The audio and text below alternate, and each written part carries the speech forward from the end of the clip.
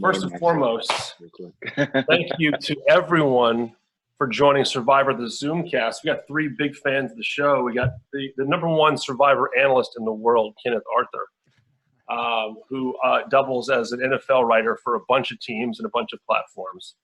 And tonight we got Scott Porter, who you know from Friday Night Lights, The Good Wife, Heart of Dixie. I know him from an off-Broadway show called Altar Boys back in 2005 when I saw that show. So, Scott, thanks for joining the show. I know you're a big fan of Survivor. And the first question we always ask is, what season or what got you into Survivor? You forgot one thing. I'm also from Nebraska, so go Big Red. I did wear this for you. I did. Hey, there we go. Hey, can I also say that maybe I wore a red shirt for Nebraska too? Maybe. But you'll never see the bottom part. So we'll never know. I've been watching since day one. I've been watching since the very first episode and never quit. When I lived in Japan for a year, my parents recorded Amazon and Pearl Islands on VHS and mailed them to me so I could stay up on everything. I've just never stopped. I'm still mad that at the end of season 1, someone said pick a number between 1 and 10, and that's how they decided how to cast their vote. It still bugs me to this day. So, you know, that blonde douchebag. Anyway, so yeah, there we go. Can I say douchebag on this thing? Yeah, sure. What? All right, yeah, cool. We're passionate. I've said some things about Ben, which we'll get into later. But let's talk about the show. What we'll do right now is we saw 2 shows tonight for all intents and purposes. I'll recap what happened and we'll kind of go into it. And we'd love to hear your thoughts about who you like. We talk about this a lot like sports, like stock up, stock down, who's playing well, who's not. So you guys will be happy to know today is my 4-year-old's birthday. And so I'm staying actually in a place in Anaheim for a couple of days to kind of give him a birthday in quarantine. And I missed the first 10 minutes. I assume it was a move to get Nick out. That was the play, right? That's how they addressed the first show. Yeah. Yeah, that was in the beginning. Sarah makes Ben think that, and Sarah is manipulating Ben and makes him think that it's his idea because that's the way it's going to really go. So that's the way that then Ben's like going around right after that going, oh, actually, I want to blindside Nick instead of targeting Jeremy. I would only know this if I took a few notes, thankfully, because it's always so hard because so much stuff happens, right? So it was brilliant though, because it came from Tony, and Tony knew that he can't go to Ben himself. He's got to go through Sarah. And so Tony, as he's been doing all season, puts the idea in Sarah's head, letting her still think that she's in charge of this somehow. Sarah thinks she's equal partners with Tony at this point. And I just don't understand. I mean, trust me, I respect her game. You know, she learned her lesson the first time she played. She was a swing vote that got voted out. And, you know, it's interesting. She's been in the numbers this whole time, but then the way she delivered it to Ben, man, just played Ben like a fiddle and changed the story. I'm so glad you brought up the Sarah thing. I wanted to mention this later because, and we'll kind of jump around, but, you know, but since you're mentioning Sarah, she has a conversation in episode 2 talking to Michelle, where Michelle tries to convince her that Tony is the main player. And Sarah's in a bit of disbelief that am I not the power player here? I wanted to turn it to you guys and say, and you've kind of alluded to that, Scott, where's her mindset? Does she actually think she's the alpha in this group right now? Kenneth, for me, oh, you go ahead. Go ahead, Scott. I was just going to say, for me, like watching Sarah and seeing how Sarah played in Game Changers and watching her this season, she's mentioned a few times how off the rails Tony can get. And I feel like she, in her own like personal relationship with him, feels like she's keeping him on track. And that is giving her this false sense of the rest of the game will understand. The rest of the players will know that I had to wrangle Tony all game. Very interesting. And that she can win some points by saying that. She knows he has a spy nest, right? She doesn't want him to get voted out because he's hanging out in a tree over the water well. So she's got to reel him in so that she has her numbers. I really think maybe that's given her a false sense that she is the one that's in charge and really playing this whole thing because she's mothering Tony in a way. But outside of that, I just don't understand how she can feel like she can beat him at the end. Yeah, no, Scott, you don't know this, but before we started, Kenny, myself, and RJ Ochoa, who writes for Blogging for the Boys, we did a draft. We did a snake draft of contestants. And we each had players alive tonight. I lost 2 of my 3. I have Michelle, Nick, and Jeremy. I lost both of them tonight. So Kenneth has you have as a late Sarah. Have Sarah as Tony. Sarah and Tony.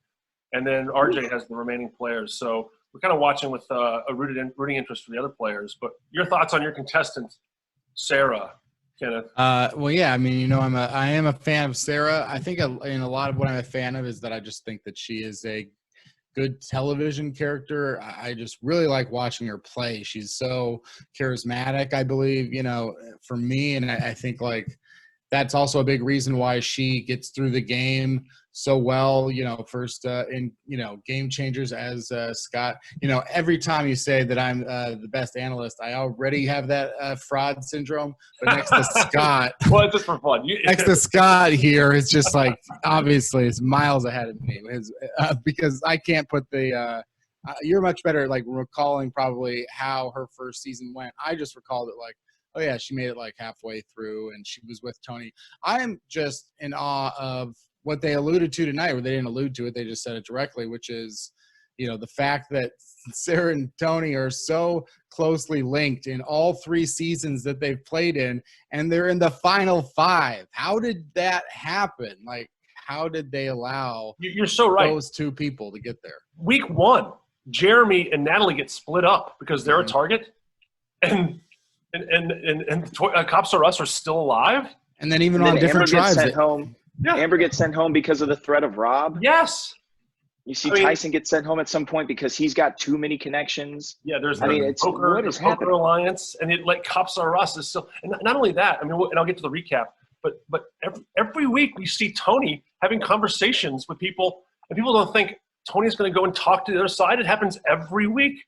I mean, he must have some mystical power happening. Once again, 0 votes on Tony. I mean, until this tribe wakes up and says Tony is the alpha, this guy's walking to the final. Oh man, yeah. We'll get to the end of the episode later, of course, but it's just at this point it's insurmountable. I think Nick makes a wild late throw where he throws something out and Tony's reaction is, "Huh, well, I never thought of that. Oh man." No, he's already thought of that. It's just the editing's making you think that he hasn't thought of all these things, and we'll get to what Nick said later as far as like the one like final last ditch effort that he made. But I think Sarah being so lied to by Tony in the first game that they played together and having all these old players be researching the new players, I think that there was a lot of early on, especially when Sarah was close alliances with a couple of other girls that they were thinking she was betrayed by Tony. There's no way she would go with Tony, even to this point in the game. I think some people are just in disbelief. I think Jeremy was at a point where he was probably like, he believed Tony because probably Tony's burned so many bridges that at this point he's reaching out and he's, somehow in trouble and they feel like they can trust him because he always feels agitated and nervous in the way that he talks to people. And I feel like people think that maybe he's a little paranoid, a little nervous or whatever. And maybe they just thought too much into the fact that Sarah would never work with Tony. And that's the brilliance of this partnership, is that they really have they kept it quiet for a long time. Yeah. And it's really true. And so go ahead, Ken. And I just, just thinking about it too, it feels like as Scott's saying, the fact that he does feel to be in such a position of power with these players and to do it in the season of Winners at War. At this moment, it sort of feels like the 2 Russell Hantz seasons, the way that he was able to just slide to the end, Redemption Island with Boston Rob, the way that he was able to control that entire tribe, Kim Spradlin and hers on One World, the way that she was able to control and just whittle it down till she was the winner. The fact that Tony is doing that at Winners at War is insane, but at the same time, you look at it and you go, well, you know, they just knocked out all of the proven players in the first 10 votes pretty much. So then they were left with a bunch of players who have, a lot of them only played one time, and we're looking at them and we're going like, well, I don't know, like, is Nick a great player? Like, you can't say these kinds of things about Nick and Denise and Ben, you know, so they don't have these really strong players, even though it's Winners at War, which is gonna, you know, we will get to we'll talk about next week when we're getting to the end of the episode, but maybe one of those players will come back, you know. So that to me is a big reason why Tony also, it just seems like, is controlling this game, even though it's Winners at War. Yeah. But just to recap the episode, the first episode we saw, Nick was seen as the initial target. Nick wins immunity. And then it comes down to Nick being basically a swing vote for the tribal, where Michelle and Jeremy kind of need Nick to go in their direction. Michelle does use her 50-50 immunity idol and does win. I have some questions on her toss, to be honest. We need to watch that toss again. It seemed like it rolled over maybe one time, but I'm rooting for Michelle, so I was happy for her. You rooting for Michelle because you drafted her? Yes, because I drafted just number one. You drafted her number 1 overall? Yes, because I think she was having a very good social game season, and I thought early on, all five women went first, either 5 or 6 women, and went. Just so you know, this was post-merge draft? At the merge. It went okay. It went Michelle, Kim, Sarah, Sophie, Denise, and then Nick was 6th.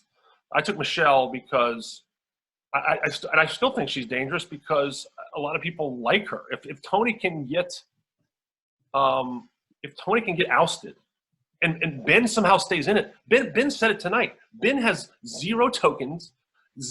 No advantages given to him. Not only does America not really care for his personality, the tribe obviously doesn't either.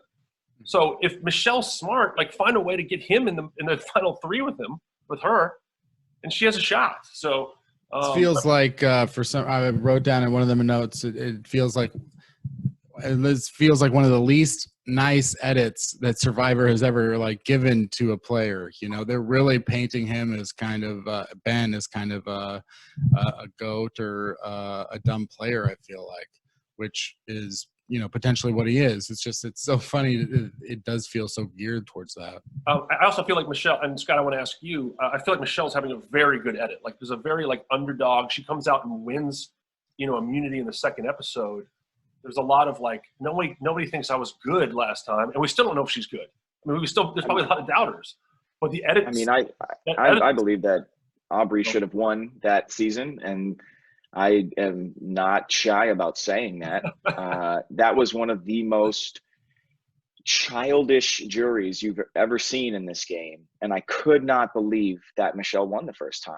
And for much of this game, she was playing exactly like she played the first time. Hard on her sleeve, getting pushed around by Wendell, and yet somehow sticking to him. She could have made a move away from Wendell so long ago and been in a much better position even now.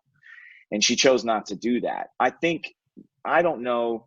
Look, my wife was a reality television casting producer for a long time. She did a lot of different shows and has a lot of friends in this world. And, you know, casting producers a lot of times actually write the storylines before the show even starts shooting, because finding those people means that's what the editor is going to go towards. And once they got Michelle in this game, I felt like Survivor had a feeling that people were going to buck against this. Michelle shouldn't even won her first season. I'm not saying this personally, but like the general feeling. So you got to make her seem like she's got grit, like she's got fight to her. And she has. I mean, to her credit, over the past couple of episodes, she's been trying to make something happen. Her back is against the wall. She's a little less of a free spirit, a little more fire this time, but still, you know, I think she is getting a positive edit, because she had such a negative feeling about her coming into the game. Yeah, I mean, her problem is that, you know, as you know, I'm sure you guys know, she's not able to influence the game in any way. She's on the wrong side of almost every vote. So it really comes down to, but now she wins immunity. If she wins immunity again, I mean, she's going to align. You have to assume she's going to align with whoever comes back from Edge, right? Like, that's just, it has to be a no-brainer, right? So, like, if it's Natalie, we'll get to Edge in a second, because I'm very, I have a lot of things to say about that. But but I think Michelle's definitely in the final three because Sarah says tonight, yes, she wants to play with the best. At some point, you got to start saying, I want locks in my final three, but that remains to be seen. But just to finish up the first episode, comes down to basically Nick making a decision on where he wants to put his vote, decides to put it against Jeremy, and Jeremy is voted out. Obviously, we see Nick voted out the next episode. Did you guys think in real time? Terrible decision. Oh, yeah. Yeah. I tweeted, bye, Nick. I mean, immediately upon that. I mean, he made the wrong call. I mean, but again, somehow Tony has made it seem like he does not like Ben and he does not want him around. And everybody buys it. And, that was Nick's feeling. You asked earlier, can we tell if these guys are even real players? I mean, when Nick won his season, nobody cared about that Final Four. You have to root for someone at some point. And so I guess you think Nick made some good moves, but this season he's proven himself to be anything but a strong player who's willing to make moves. Yeah, I mean, Nick wanted to make moves, and Kenneth thought that, and so did I to some degree, that Nick had a path to the final. Now, obviously, it didn't work out for us, but you had to see some missteps happening, Kenneth, in real time. With what Nick I mean, I said a couple weeks ago that there's something championship-like about the way they're talking about Nick this season, but that was not the case unless he comes back from the edge. But I definitely it's hard to know exactly who stands out other than Tony at this point. Other than the person who is just with Tony as well. I feel like I'm forgetting someone in the game maybe, but nope, I got all five. Yeah, I think Tony is the one that's doing everything. So it's like whether it was Nick or, they definitely, for if you're wanting to win the game, definitely get out Jeremy at some point because he's just going to dominate, I think, that jury if he was in there with almost anybody up there except for maybe Tony. But it was certainly not very many championship moves by Nick, and I just don't know, again, how many players are making a ton of those right now. Yeah, I agree with you, and I want to get to that once I recap episode 2. So episode 2 happens. Everyone says we want Michelle to be the target. Michelle, where I think she's having quite an edit this season, wins immunity when everyone thinks she's – for the episode before, she doesn't even finish the challenge, and now she wins when she needs it. And so they end up trying to decide between Denise, who is basically trying to play possum and say, let's have some extra rice, and if I need to go, I'll go. And then they end up deciding between Denise and Nick ultimately goes.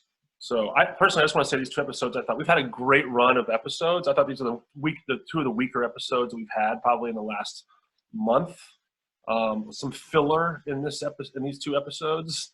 But we're really shaping up to something where I think the winner, if you can take out Tony, you have a real case late in the game. But I think if Sarah and Ben try to go to the final with Tony, it's over, right? Yeah, I mean, do you buy do you guys when you're watching it? Do you think that because we're not in the game and they're in the game that they're seeing things that we're not seeing, or is it just a smoke screen? Like, how can anyone not be in that game and think I cannot in a million years beat Tony, or is it just because we're watching the show? Tony did an amazing job of giving every single person on that island tunnel vision about somebody else. Ben could not stop thinking about Jeremy. Jeremy could not stop wanting to work with Ben so badly that he made poor decision after poor decision on votes when he should have flipped. But Tony kept on talking up that I know you want to work with Ben. I could do this for you. We could do this. Hey, we can figure this out. We can do this. Yeah. We gotta keep the shields together.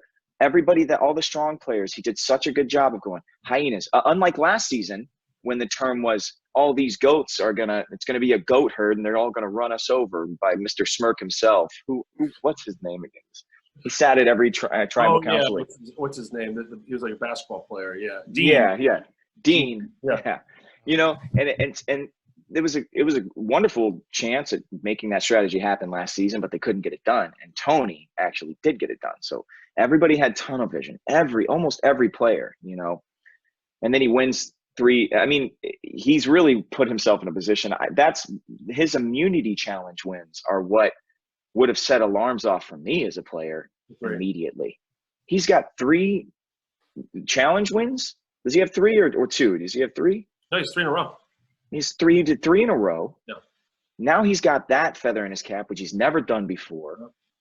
I mean, how does that not put alarms off? But it's because he gave everybody this sense of tunnel vision, like one other person to worry about, or one group of people that you have to eliminate, or none of us stand a chance. And he has done the same thing with Sarah. He has gaslighted her the whole way. You're in charge. I'm your partner. You're going to make all the decisions. I'm going to let you make all the decisions. And she really now can't see outside of her own ego. Yeah. She thinks she has made all the decisions. So it's just, you know, that's how Tony's still around. That's, you know, it's been poor gameplay by everybody. You mentioned Jeremy and like him going home and him having the strongest case to win. Well, guess what? Again, tunnel vision. Jeremy walked out of a tribal and that jury lost respect for him. He walked out and left the minority. And Rob even turned to everybody and goes, he screwed his entire alliance. Yeah. He screwed the entire thing because the vote was 5-4. Somebody goes home, you know, Sophie leaves with an idol. Like the dominoes that fell after Jeremy walking out, I felt made him very vulnerable to lose at the end. Hmm. I don't know that in this group of people that personality is enough to get you through. He was steered completely an entire season. And I think Nick just couldn't see that. The better thing for Nick's game was to definitely get rid of Ben. I couldn't agree more. Do it. It feels like there's just even thinking about it now, it feels like there's even a curse to these advantages that they're getting from the edge. You know, we saw it in the second episode tonight with Nick getting the advantage that is a disadvantage or whatever.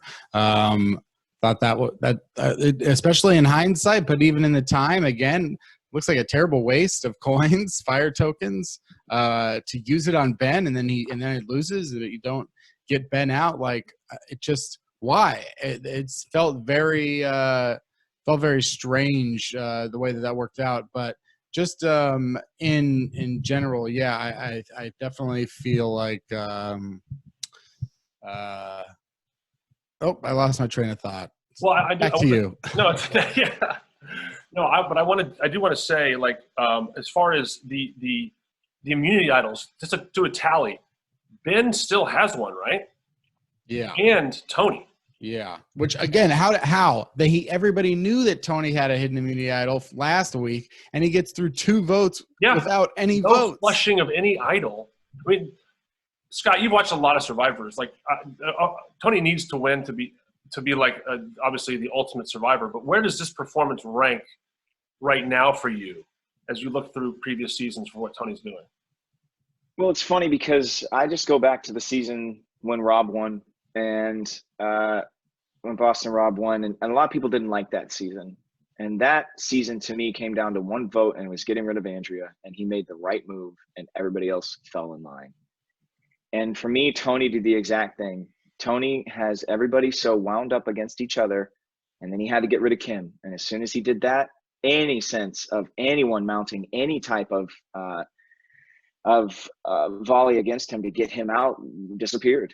And Tony's he's gaslit everybody. Everybody thinks he's on their side. Nobody thinks this crazy guy can win again. They can't see the forest for the trees, and you know he's going to win. And I personally love the season when Rob won. I know it's very low on everybody's season ranks, but watching Rob do it against watching Tony do it for me was like a little bit different because I'm no shame about it. I'm an old school Survivor fan.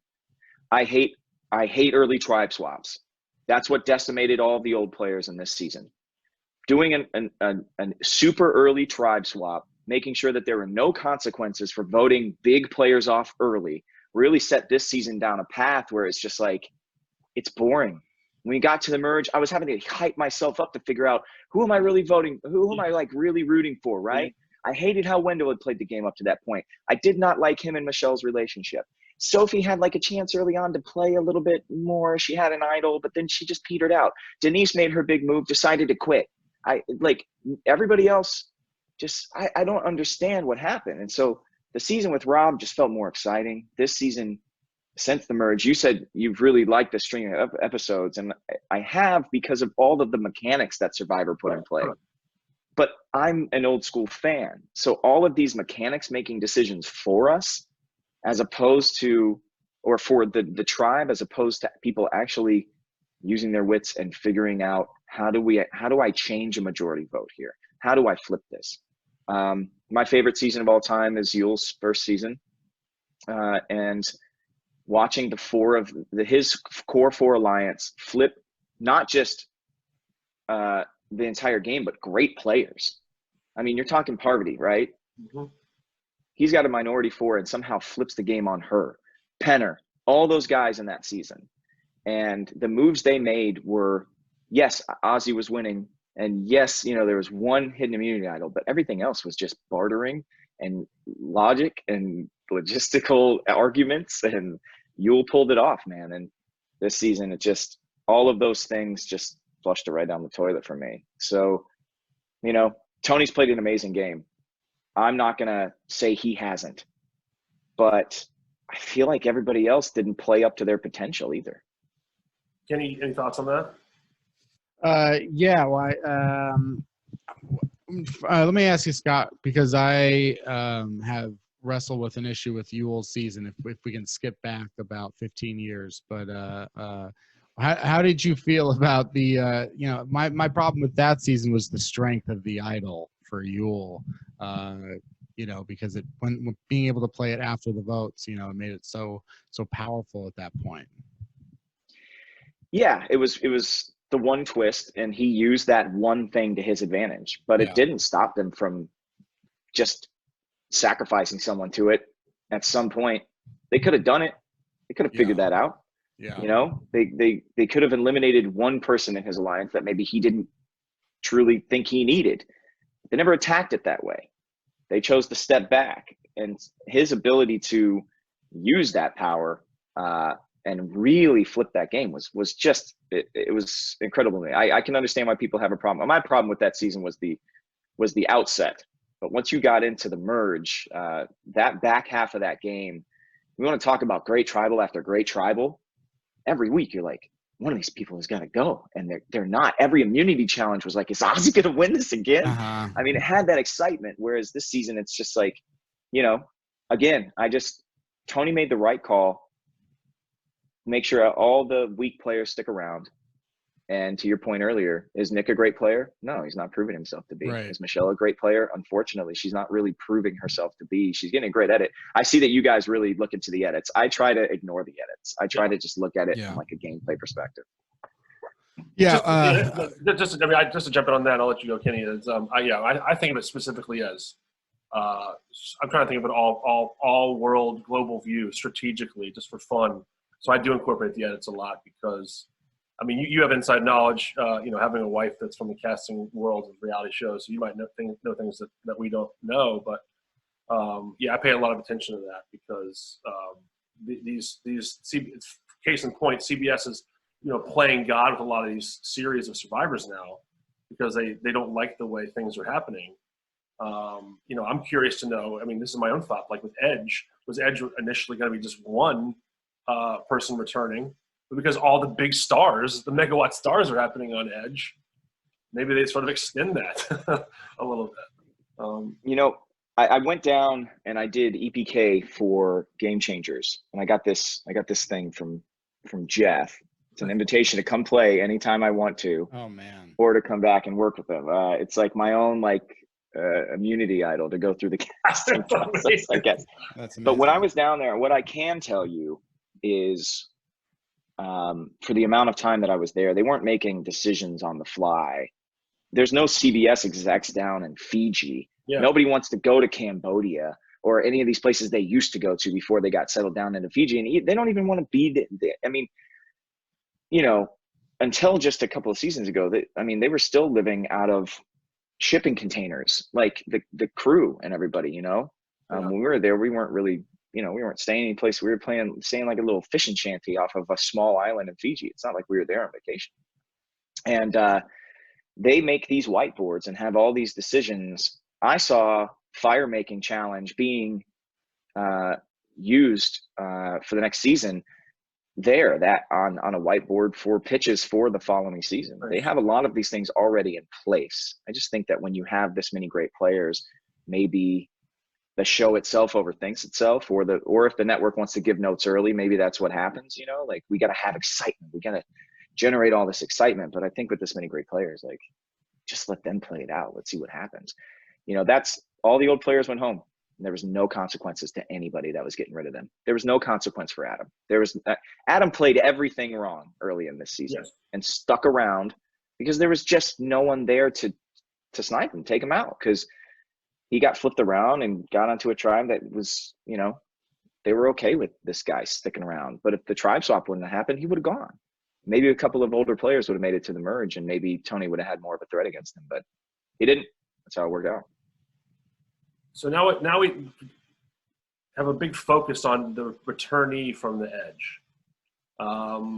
So I'm going to ask for predictions, but thoughts overall on the viewing experience of Edge for you all, and how compared to a couple seasons ago when Chris, I believe, came back and won it all. Kenny, you want to start first with your thoughts on how that's shaped up for you? Yeah, I mean, I think they clearly have made it an area of focus for that reason. You know, a lot of criticism about the Edge of Extinction and Chris coming back and being able to win. So I think that they really like the Edge of Extinction. I know that I've heard that they want to keep it around. And, you know, I know, you know, it made sense for a sort of an all, quote unquote, Survivor Celebrity edition to make sure that they were given assurances that they would have opportunities even if they were voted out early, which, you know, became the case for a lot of these players. They were targeted simply for who they were. So it did create a sense of fairness in that way. But I think that the edit on the season, just in sense of like the actual editing of the season, the music, the production value, everything, it feels so much more enhanced in a way. And I really enjoy that. Typically these changes can be scary and, you know, sometimes they don't go the way that you think they'll go, but this one, I like it a lot. So that part has really worked, and seeing them on the edge, you know, I've cried watching the Edge twice this year. So it's like, how can it's working out really well. It does make me suspect or suspicious of the idea that maybe someone from the Edge is going to win. And we're going to be able to say like, hey, look, this isn't like you thought Chris, maybe he did sit out there and he didn't do anything for 30 days. But, you know, if Natalie wins, you saw her the whole time, and she was a beast on the edge the whole time. She didn't play the game of Survivor like you normally know it, but she did play the game of Survivor that exists today, which feels like how Jeff presents it at the end of every season, which is like, you know, hey, you know, the winner of Survivor is whoever won this season. That's just it. Like whoever got the votes at the end, we put obstacles out there. It doesn't really matter. They don't determine fairness or unfairness. We just know that at the end, someone won the season based on the rules. So that's what's going to happen again this year. And I think it could be a person from the Edge. But I've not been dissatisfied with giving airtime to the Edge because there are so many fan favorites. Maybe that won't work out if they do it again with a bunch of new players again, but we'll see. Well, and I just want to say before I toss it to Scott, I sent an email to Scott tonight saying predictions on tonight's episodes, who's going out and who's coming back from the Edge. And I think Scott basically said, doesn't matter because the person coming back from the Edge ain't winning this thing. Am I paraphrasing that right? You still feel Yeah. I think what I said was Chris winning the first time out is going to put, again, I think you're going to see tunnel vision on these remaining players. I think Michelle will be out of desperation teaming up with this person. Yeah. But I think these other four players really feel like they've got a shot, even though Denise was like, I'm going to lay down. But it doesn't matter. It's going to be Michelle and whoever returns from Edge, and Denise isn't going to go, I can't beat these people. If Denise thought that she needed to do more, unless she thinks that this move of faking the rice situation, like I just want a full belly when I go to Edge, there was no, even in her edit, there was nothing pointing to her going, I'm going to hatch this plan. I'm going to make Nick feel really nice about him, about his chances to stick around. And no, the decision was made for her. Yeah. Like she said, I'm ready to go. And then everybody's like, hey, we're voting for Nick, right? We're voting for Nick. Okay, yeah.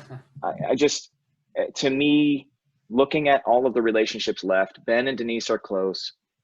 Sarah and Tony are silently just murdering this game. Whoever comes back, it doesn't matter. That being said, Edge has been interesting. And it was interesting very much in season 1, primarily because of the first person that got sent there. If Reem isn't the first person sent to the edge of extinction, my just fatigue with Edge, which was at a pretty high level halfway through that first season, would have set in much earlier. I would have been revolting against the season the whole way through. But Reem was so interesting. Yeah, her being the welcoming committee, she was a star that season, even though she was voted out on day 1, right, for washing somebody's pants and hanging them over a tree. And for this Edge to get Natalie at first was interesting in a different way, because Natalie was there and she's like, this is my island. And she didn't let up the entire time. She is a beast.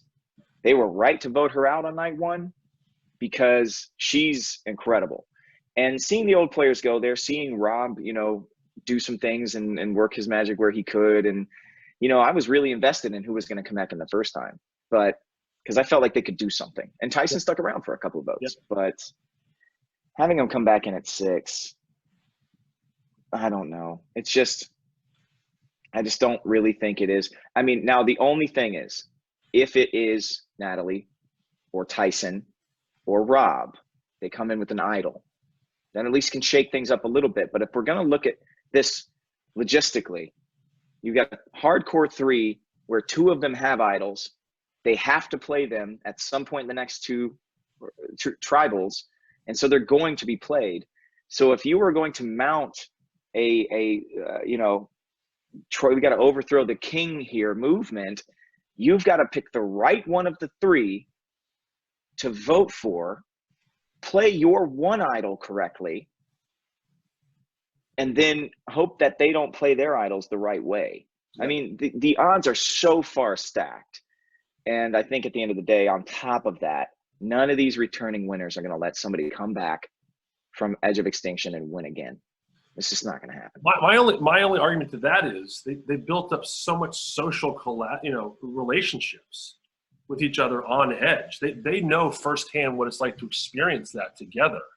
And if for someone like Natalie to come back, do so well, everyone's in awe of what Natalie does on that island. She comes back, let's say she wins a couple challenges, makes a deep run, just keeps performing well. Then if she makes it to the final 3, I think she wins, right? But I'm saying the players that are playing in the game. Yeah. I just have a hard time seeing that person get through. But if anybody can do it, Natalie can. I agree. And the way you pose this to me, it's interesting.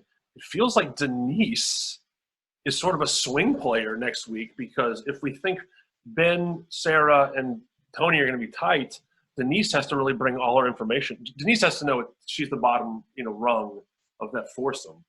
Has to move to the 3, bottom feeder, the 2 other bottom feeders, and try to guess right. I feel like it's sort of it's been sort of a disappointment to see some of these players who had won their first seasons come back and not necessarily make the strongest moves, and then to even feel that when you get down to the final 5, like I was, towards the end of the episode, just being like, holy shit, like this is it, like this is the final 5 plus 1 of Survivor Winners at War. And it doesn't feel necessarily right with every single person that's standing there, but then mostly with one person, maybe like Denise, who just like, you don't know if her heart's in it at this point.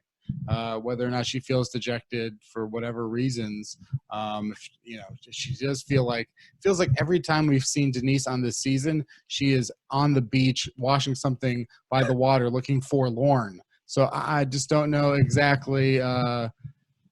She could be a swing. It's like also like last week I said to me, like, hey, at this point, Ben, just continue to be continue to be a player that is viewed as being bad, so that you get to the end and then you say that your strategy was to just, hey, be bad and not be a threat amongst all these threats, maybe whatever. That's what now that feels like what Denise is doing, is to just be like, I'm a snail, so don't worry about me.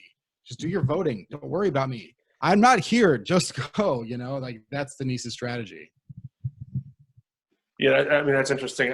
My feeling with Denise is I've tried to track her voting. Her voting history makes no sense to me. Like she was with Jeremy, quick to discard Jeremy. There's no real thinking to me other than she's happy to be part of like being led by Tony. Again, to Scott's point, sort of like kind of follow along, have some cover. I think it's really her relationship with Ben. And we haven't seen that played up a whole lot, but I think it came out in the wash a lot tonight, is that the two of them are very close. And as soon as Denise's name came up, Ben was very quick to defend her. And, that's one thing that Ben could say if he makes it to the final. If it's him and Denise and Sarah, if they do manage to get rid of Tony, Tony was a force out here. And I had to wait to make my move. And I knew that my alliances were very thin at the most. And Denise was my number one. And I had an idol, and my biggest competitor never tried to vote me out. Jeremy never tried to get me out. And I made the move when I had to make the move, and that was late. And I would say that in the first season, I had to win every immunity challenge, light fire, go to the end and win. And this time I did have an alliance, and that alliance lasted the whole way through. And it, that might be the thing. The interesting thing here with Denise would be if she'd had this moment, right? Like, she seems to be very, like, there's a humility about her that is very organic. And I really feel like she got to this point where last week she snapped at somebody. And she's like, I'm not done playing the game, but I'm done playing the game the way that you all wanted to play it. And she's decided now I'm going to play it my way. And since today was an easy vote, then I'm going to go with this. But what if she feels reignited next? Yes. She took a breath, let go, right? Woosah, as she wrote down. And then next week goes, all right, it's time to play again. I made one big move earlier. I'm going to make one big move now. I made one big move to get to the merge, and I'm going to make one big move to get to the final three, and hopefully that's enough. And I would love to see that fire in her, because going into the merge, I was really pulling for Denise. I was really thinking she could be one of the ones that could spearhead something and rock the boat. But I think because she is such a humble and in a way I feel she's a very honest person, her relationship with Ben is true. And that's why she's been on that majority side for most of this game. Yeah, it's been a subtle flip for her. It's interesting. Okay, a couple last questions and I'll let you guys go. And you guys are Survivor historians and experts. So I just want to ask you, whose game this season have you been most disappointed by? Someone that you thought like, ooh, I really value this person's game from a previous season, and I was kind of let down by what they did this season. Scott, I'll start with you. Do you have a person in mind? Oh man, it's tough to say this because I love Jeremy in his first two appearances, but it's Jeremy. Jeremy, to me, and I think this is why I didn't think Nick necessarily made the wrong move, but I mean, I don't think he had as much cachet with that jury as everyone thought. Maybe I'm completely wrong, but walking out of a tribal, playing the Sandra style of game of as long as it's not me, as long as it's not me. And I was having a discussion with a friend throughout the episode, and he was saying, well, I just feel like Jeremy never really got a chance to play. And yeah, that could be true, right? Natalie went out very early, his number one alliance partner, et cetera, et cetera. But once they got to the merge, his reliance on needing to keep shields around him, it's just like Rob doing the buddy system. It's just like Sandra trying to do lies and deceit.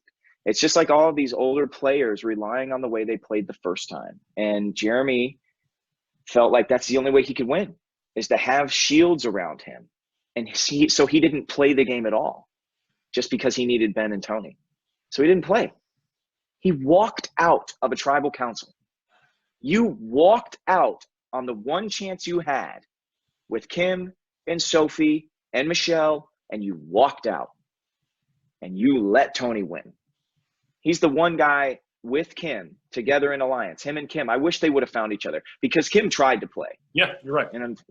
And you know, her closeness to Sarah was one of Sarah's biggest moves. Is that Sarah had her believing how close she was to Kim. But outside of that, man, yeah, it's Jeremy. I think that's just who it is for me, and it bums me out. Bums me out. I agree with you. I mean, we all love Jeremy, and we've had some discussions about Jeremy in the past. Kenneth, and you can take it away, because we felt like similar to what you said, or maybe slightly different than what you're saying, but on the same path, where we felt his perception in the tribe as a threat was very real, but he wasn't making moves. That's what we were seeing from him. Like he was just seen as a perceived threat by not really doing anything.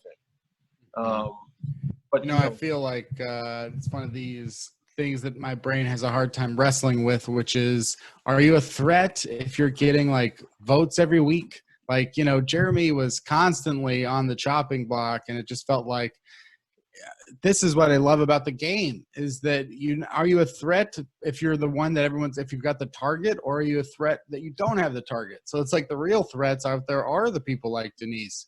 And Scott, I like the great point, is Denise brings the right people. If she can get out maybe one person, that might be enough for her to win the game at this point. And so it's like the real threats are the ones that aren't the threats. And the ones that are the threats, like Jeremy, it's like, Jeremy in the episode tonight being like, yeah, I don't know what people keep coming after me. And then other people perceive themselves as threats. Ben thinks he's the biggest threat in the game, but nobody watching the game thinks that Ben is a threat at all.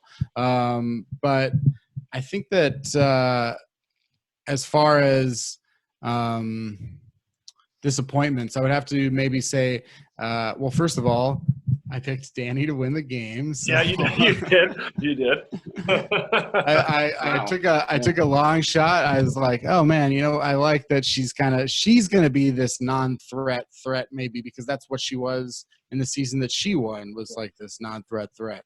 So anyway, I think maybe Adam is a disappointing one to some degree, because I feel like Adam was a stronger player in Millennials versus Gen X than he was given credit for. I think that if he gets to a tribal council, he's a very dangerous threat. A final tribal council, he's a very dangerous threat to sway a jury. I think he's one of the smartest players. Like all that stuff that my brain can't do. Like I really think like if I ever did get in Survivor, like it wouldn't be so much brain. I would have to like really focus on, social stuff and playing an idol at the right time and getting very lucky. But I think Adam's a pretty good player. But in this particular season, he did have a couple of cool moves, or like things like I respect him going for the idol at the podium and stuff like that. But he had to keep on doing a bunch of crazy stuff because he kept screwing up so badly. So Adam probably. Yeah. I guess I was only thinking post-merge, because if most disappointing, it was the episode watching Rob do the buddy system. Mm-hmm. It was the most disappointing thing. And, he might have had a feeling that he was going home anyway, but that sealed his fate in such a strong way. And it was the most – you can't do it with those players, but he banded everybody against him in that move. But, yeah, no, I think you're completely right. With Adam too, Kenneth, because his season, there was an overarching tragedy happening in his life at home, and yet he never once mentioned that. He didn't rely on that. I think he won his season regardless of that, and in spite of it, and brilliantly. There were huge physical threats. There were plenty of really likable people. There were really brainy approaches to the game, and he was great. Yeah, but in this game, man, he was a klutz. I couldn't agree more. I was disappointed because he's such good TV, too. Just from an entertainment point, like his interviews are just fantastic. Even when he's like on edge, like he's still great. Yeah. But every time he tried to make a move, it almost like they turned him to the comedy bit, because there was like he thinks he's making a move, and we all know it's not going to work out. Like it's like dramatic irony. Yeah, and I agree with you about Scott about the Rob thing. The question before the last one is, if the old school players had to do it again, you think they'd be able to adapt better to this sort of new school chaos theory? I mean, because Rob quickly showed like he wanted to win his way or the highway. Second chances allow him to sort of play the new sort of, you see, even Tyson kind of alluded to it. I mentioned to Kenneth earlier, like Tyson's learning on the fly, like, ooh, I need to be putting people's names out there. I like a clean game. This game is sort of like warfare where it's like start spreading lies so interested to see how the old school players could adjust if we were to re-rack this game and play it again. I'm listening to the audiobook of the 48 Laws of Power. Have you gone through this at all? No. It's a lot of like strategy for how to get ahead. A lot of it is underhanded too. It's very like lying and cheating and stealing and all this kind of stuff. But they use historical examples from like Genghis Khan or Napoleon or whoever, wherever. All these ways that people underhandedly did things to move ahead and like treated people in power in a certain way so that they were actually the ones in power. And like listening to it, it just makes me think of like, oh my God, this is so clearly like something that Russell Hantz does. This is so clearly a strategy that Tony is using right now. Like Tony is like, to me, Russell Hantz with a positive personality that people like, which is like, could be like the best player. If he gets all the way to the end again, these two seasons, it's really something, but you had a question. I don't remember what it was, but if the old players can adjust to if we're to re-rack this game and play it again, everyone knowing what we know now, would the old school players be able to kind of adjust to the new school way of playing? Yeah, I think there's a couple of people that could. I think Ewell would be able to really capitalize a little bit more. Ewell was already starting to try and do that. Yeah, I agree. He was putting the dots together early. He was saying anybody with connections should be eliminated, and that was a new twist, kind of like throwing that out there, and it worked a little bit early on for him. I think that Ewell, but he just got to the wrong side of the numbers. They do a tribe swap, and it was 3 new school, 2 old school on all 3 tribes, and they couldn't flip it. I'm not sure if I think that Rob could adjust. I think Rob was trying to early on, but again, the tribe swap, he gets put in a position, and then he starts relying on old tricks, right? It's when their backs got up against the wall that they all started doing the same thing over again. Parvati, she did the exact same thing. But I think early on, again, she was like, I'm going to play this a little bit differently. But I think there's some players who just have like this thought of nobility of the game. I think when you look at Ethan, I'm not sure he was able to at all play this game. And I don't think it would be different for him. I look at him like Colby. It's just like there's certain guys and women in this game who are just true to who they are, and that's not going to change anything. And those people aren't going to learn that lesson and be able to adapt in this world that has changed. I mean, you think how rapidly the world has changed since Survivor started. Yeah. And how differently people think. It used to be generationally, you're talking, people 30 years older than me. Well, now people 10 years older than you don't. They look at you like you are old and out of touch if you're just 7 or 10 years older now, as opposed to having to be 20 to 30 years older, And I think that's just how this game is. I think a couple of them could adapt, but most of them probably not. Tyson for sure. I don't consider Tyson an old school player.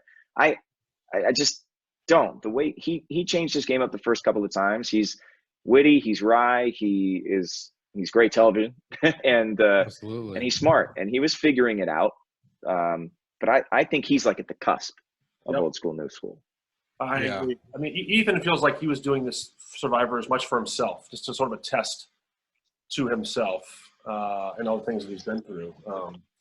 Last question. Go ahead, Kenny. Did we make predictions for who's coming back from the edge? Well, that's what I want to do. I'll do it right now. That's the last question. Well, it's both. Two-part question. Who's coming back? Who's winning it all? Do you want to play it out, play the scenario out for fun? Sure. Your heads. Scott, you want to go first?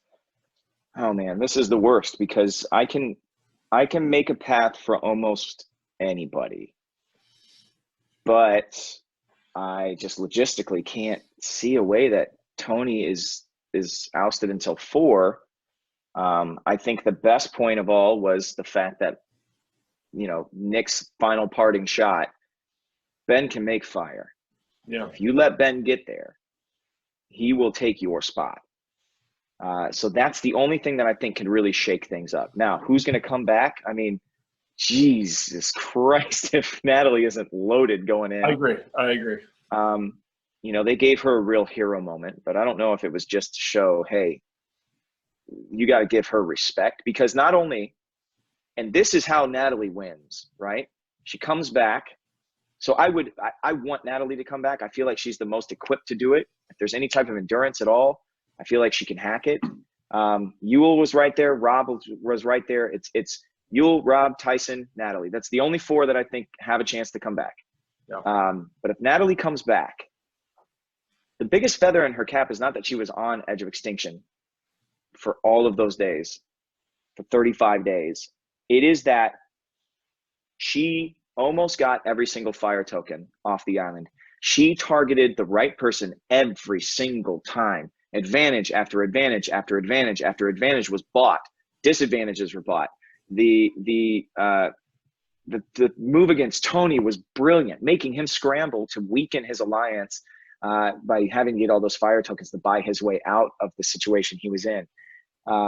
If she comes back, Tony's a little bit nervous about Ben. Ben goes home. Natalie can get herself to the final. And if she does, she wins, like hands down. But I have a hard time right now. And maybe Tony did it to me too. Just gave me tunnel vision. I have a hard time seeing how anybody, if Tony makes it in the final 3, he wins, right? Nobody can beat him, right? There's no chance. It might even be a clean sweep. So it's going to be one of those 4 players, I think. And actually, I'd say it's Natalie, Tyson, Rob. I don't even think Yule can come back. I think he was an afterthought, and it's the only time I'll look at this edit. But like, the 3 of those people have a shot, and it's because of their idol, and being able to give that minority alliance just one sliver of hope to play something correctly. But I can make a path for anybody. I said earlier, Denise. Yeah. If Denise can get rid of Tony and Denise makes it in, she says, I made 2 big moves, and they were the only big moves I needed to make. Sarah, has her name been written down? Sarah, she's been targeted, right? Yeah, a couple. Yes, but not like she's been targeted a couple of times. So nobody's clean, right? Nobody's Tony's clean. Tony has 0 votes against it. Jesus Christ! Yeah, just come 0 on. votes. 0 votes. Insanity. Yeah. Kenneth, what do you think? Yeah, I think on the edge, definitely seems most likely that someone with one of the idols would come back. The fact that Tyson's idol was a gift from Natalie even feels more of like a story, where Tyson comes back for a second time and he's got this idol given to him from, a bond he made on the edge.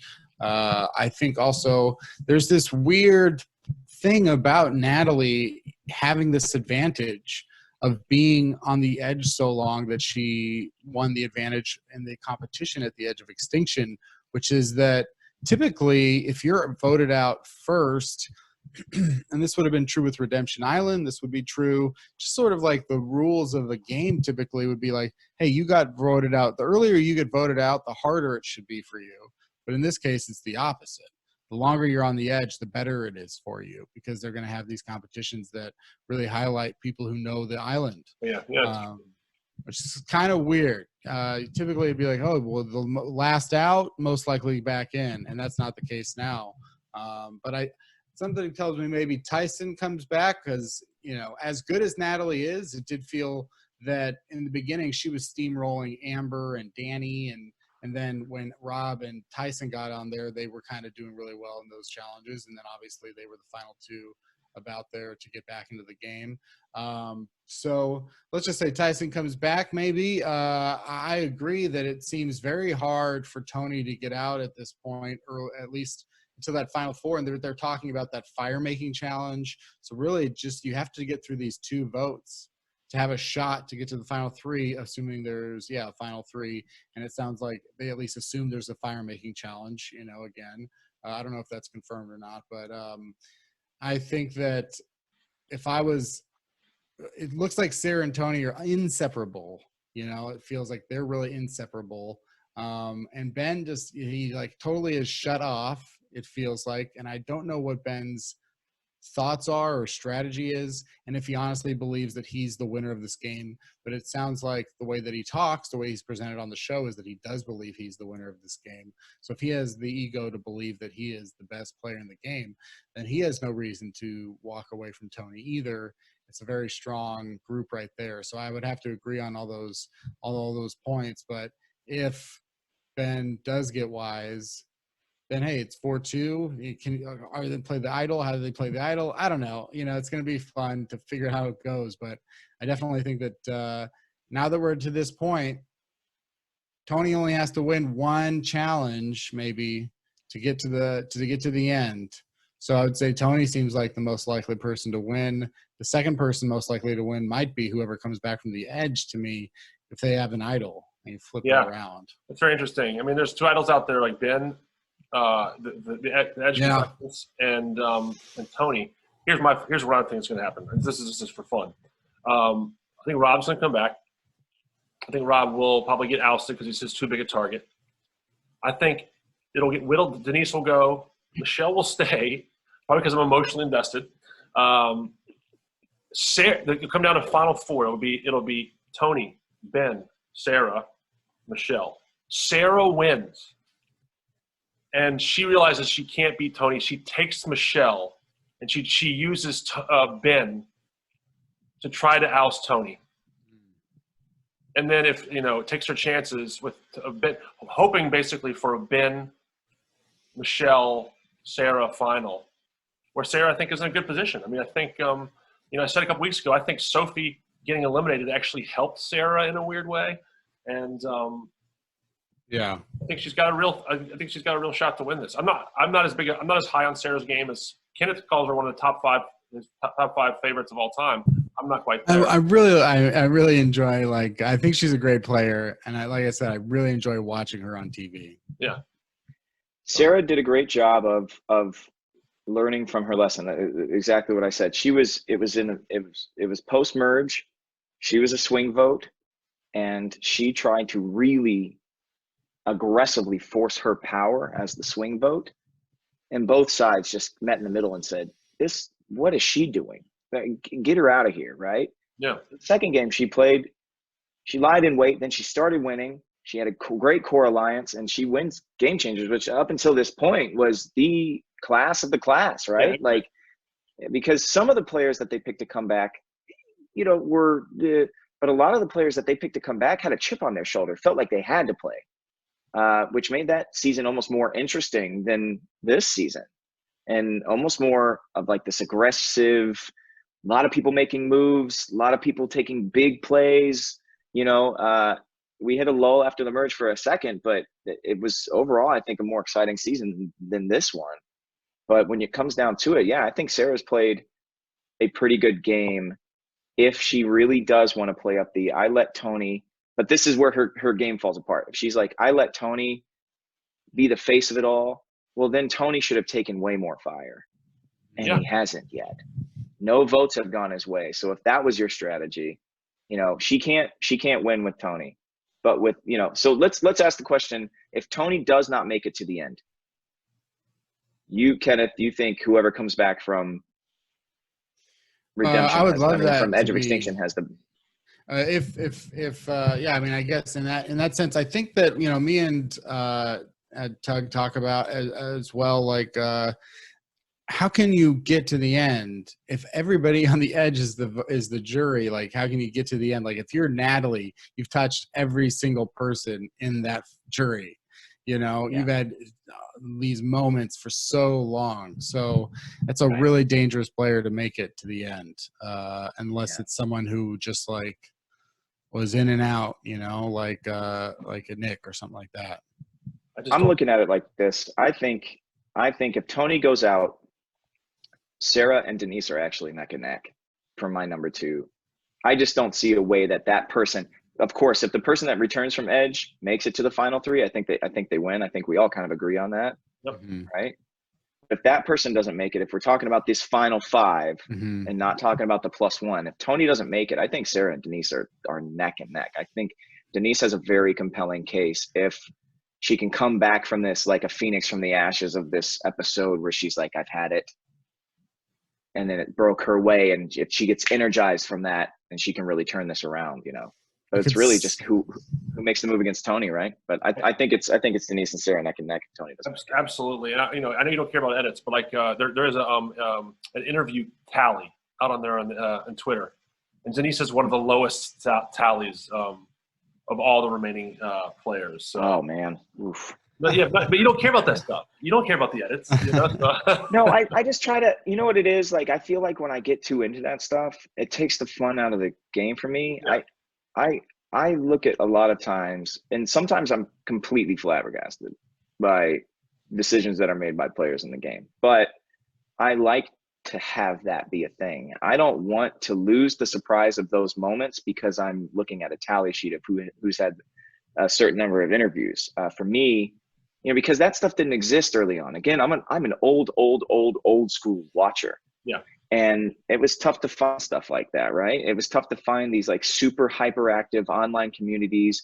Reality was very early on that, like all these, I mean, it's the greatest game show ever created. But when it first came out, people didn't understand that. So, I like to roll with it as I watch it and try not to pay too much attention to the edits, even though I know a lot of, I've seen The Wizard, but yeah. If you guys show, if you guys were with this Winners at War cast, having seen this season play out with one more episode left, would there be like five women and 5 men that it's like, I want to see them come back for a season in a couple years, bring them back with some legends, and we'll have a season with them? Like, who would be like 5 women and 5 men from this season, even if they're in the game still, that you'd like to see play again? For me, I think Sophie's still underrated as a player. I think she's got a lot of talent and a lot of skill. So she'd probably be number 1 for me to come back. I just think she's very good at the game, and just got a little bit of an ego blindside.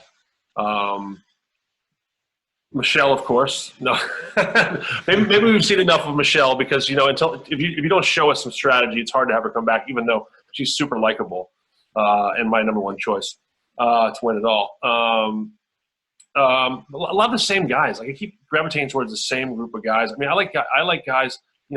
I agree with you, Scott. Like, Jeremy is very likable, but I'm not seeing gameplay. I'm not seeing manipulation of relationships. And so it'd be fun for me to see guys like, Adam come back. Guys who are just, guys taking shots. I want to see people take shots and take swings.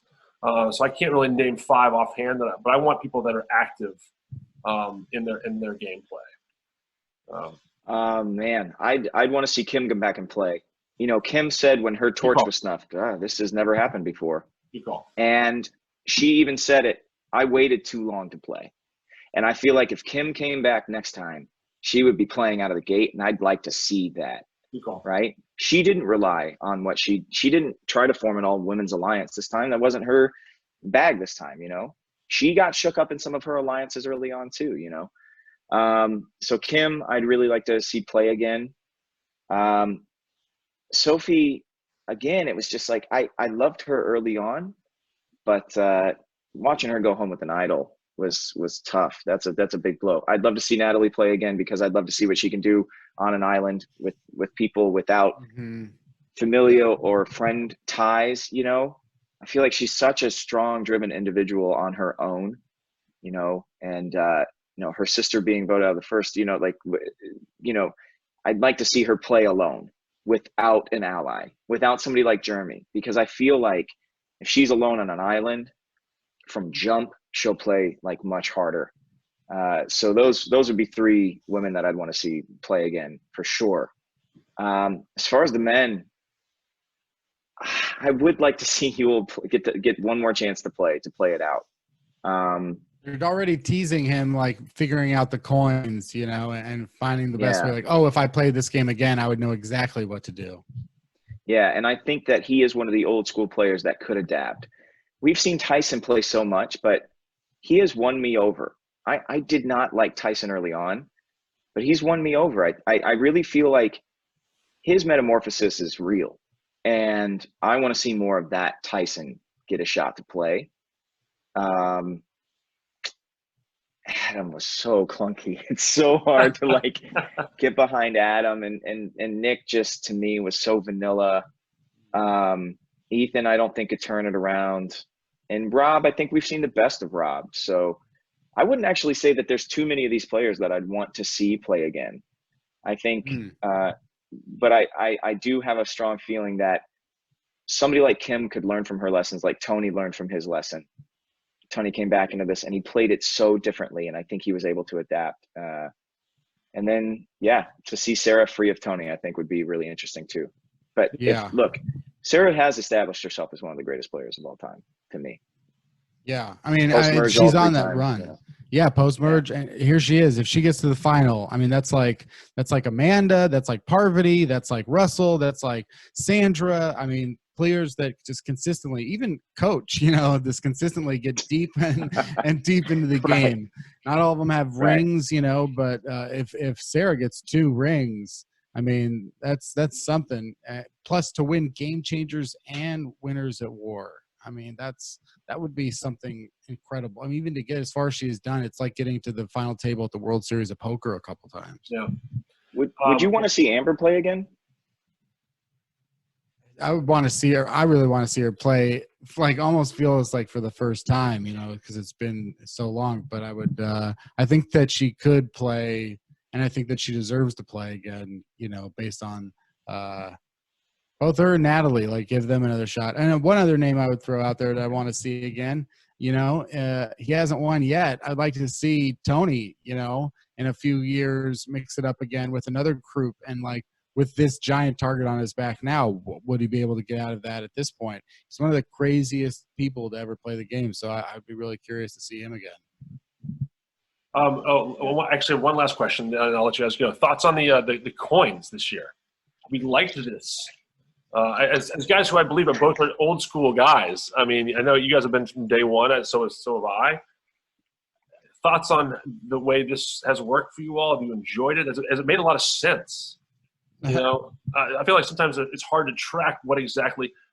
Today, Jeff announced this is the last day for contestants to use coins. Like it feels like the payoff hasn't been as big as I thought maybe they could have been on the main island. It still feels like a work in progress what they're trying to do with this. Yeah, I didn't really understand at the end when they were like, I've got 2 coins and I'm going to use them. It's like, well, what else would you do with them? Yeah, of course I decided to use the advantage. Exactly. I had the same question. It's like, of course you're going to use them. My overall impression is I liked the coins well enough, and I agree that they didn't, but I agree they did not explain them well. And, you know, I had this thought this last week. I've been watching several reality shows on Netflix and over the past month or so, and these Netflix produced reality series, it's like, it just makes me, it's hard to watch because by the end I'm just like, God, it feels like you're going into these series like The Circle or Too Hot to Handle, which were a couple of reality shows I watched on Netflix, and it was like, it felt like they were just making up the rules as they went, and that they didn't have any, and that they were kind of like, well, we'll do this, and we're going to bring people in the game in the middle of the game, and you didn't know about that because I don't think we knew about that. And the Fire Tokens definitely felt a little bit more like that too. Though I do think that Survivor is nothing if not adaptation, innovation, evolution. Like it is a different game. Like that first season, as Scott, you were talking about in the beginning, it's like those elements of Survivor that will always be true, and you can watch season 1 and enjoy it because it's the same game at its heart. But then they add in things like immunity idols and Redemption Island, or you know, just whatever it is, these hidden advantages that make the game fun. And it doesn't always work out. Like I said, I didn't enjoy Yule's hidden immunity idol, but they changed, they adapted, they evolved, and now hidden immunity idols are the most exciting thing in the game. We haven't seen them used to very good effect this season.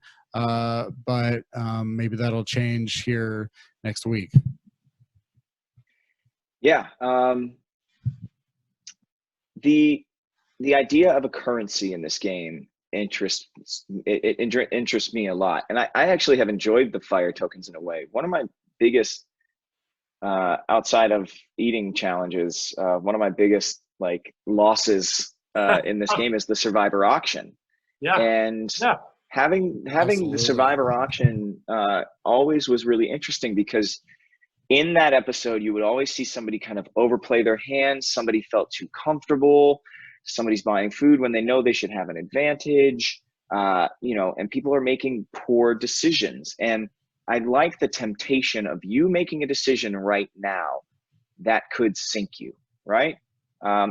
If Nick doesn't target Ben tonight, or if it gets out that Nick targeted Ben, or like any of those things, like him having to choose to buy that and then use it on somebody, if it gets out, if Michelle turns on him and is like, hey, Nick used this thing, like that could seal his fate. So the risk reward, I think the risk needs to be turned up a little bit more, but I like the idea of fire tokens being a part of this. I would like for them to be a little bit more public with it.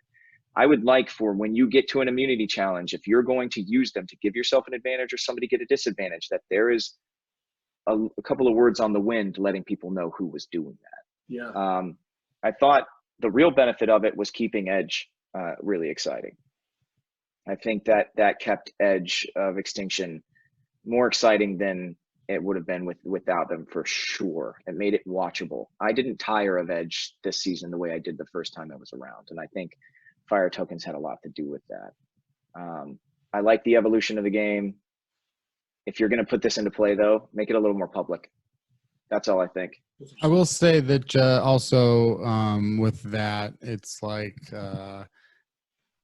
it doesn't feel as though the fire tokens have actually impacted the game as much as Survivor wanted it to. And if Tony wins, it will have almost nothing to do with fire tokens. He doesn't. I mean, it's not anything he's actively doing. He just wins some immunity challenges. The added bonus is these fire tokens. He wasn't playing for the fire tokens. He gets them. The only time he's interacted with fire tokens is when he had to buy that way to not have the disadvantage in the immunity challenge. So, but to that point, it's just like all that happens is someone's going about their business, playing the game, totally out of their hands. Someone at the edge of extinction has won some other challenge that they had no hand in, and now their game is screwed or helped because of it. So it's kind of just like, well, why? Like, how does the balance of power? So I think they have to also maybe figure out the economy. Hey, first America and then Survivor, right? And then we'll like get through it. But it does feel like you just sort of the fire tokens are just this thing in the washing machine, and I don't know if they're making a lot of noise, but I don't know if they're getting the job done. That's the number one interesting to me, because that's the one time that it was public. I'm so sorry, Tug. So sorry. That's all right. That's the one time that it really was public. How many people knew that he was having to scrounge? Yeah. And how many people were giving him tokens? I mean, so many people helped him. That was the real sign right there that this dude's going to win this thing. 100%. Nobody's scared of him.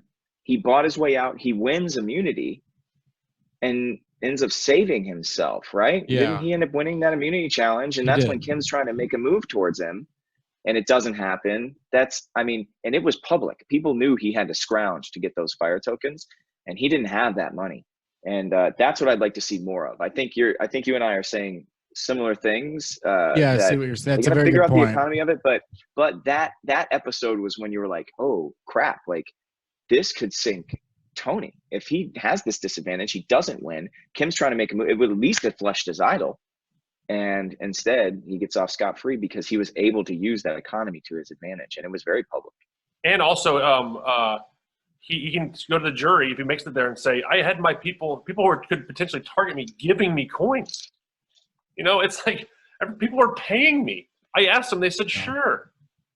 Crazy. So, I mean, it's just it's that part of the game that you don't see in the challenges and tribal council, which is just like when a player has their hooks into the other players so deeply that they don't even have to like really worry and that's what I'm always just like amazed at watching the game when you see these major seasons going on. I do think Tony could, if he wins the season, have the best season of all time individually. And it's just like that's a thing where like sometimes you get to the end and someone wins the game and you're like, really? And it's like, yeah, they didn't really show you just how strongly, like Tommy in 39, where it's just like they didn't show you, I guess, how strongly this person was liked by the people who were going to vote. Because it's like half of the, like literally, I think half of the game is getting to the end. And then half of it is just being the person that people want to give $1 million to, because that's it. You know, it's not about, some of them are not going to vote based on like, they're not sitting there all the time. We've seen this. They're not sitting there giving it to people who've won the most challenges, and they're not giving it to people who have done these crazy good moves. I mean, the way that I watched the game,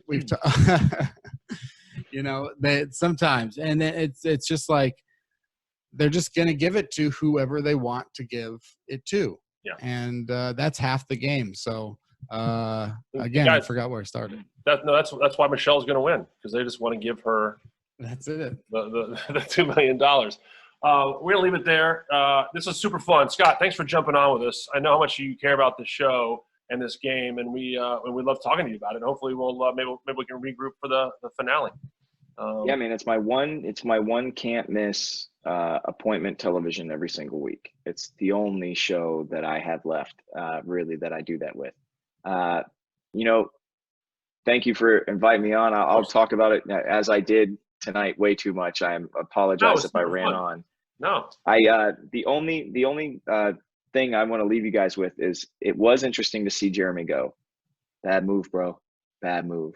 And I wonder if all that cachet we think he has with the jury could steer him, to Kenneth's point, to get votes for somebody else. If he's got it out for Tony and he goes over there and says, look, Tony lied to every single one of us, and there's a nobility that should be existing in this game.